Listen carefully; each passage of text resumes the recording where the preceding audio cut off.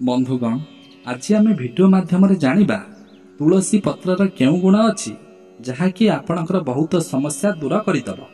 तुलसी को हिंदू धर्म रे बहुत पवित्र बोली मना जाउछि। एही वृक्ष को स्वर्गर वृक्ष बोली मना जाउछि।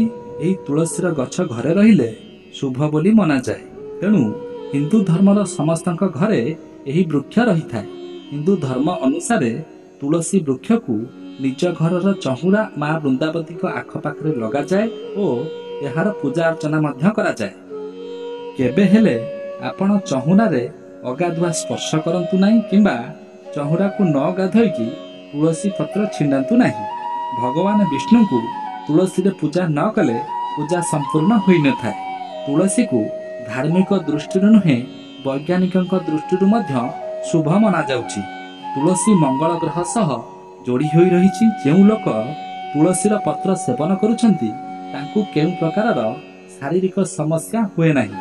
तुलसीर पत्र को भगवान को निकट रे भोग करा जाए। एहा द्वारा दुखर नाश होई थाए। आसंतु जानिबा तुलसीर किछि उपकार विषय रे। प्रथम उपायटी होउछि 4-5टी तुलसी पत्र को नहीं एक पितल पात्र रे दिनटिए रखी दियंतु। सही पानी को घरर मुख्य फाटक निकट रे छिंचन करंतु।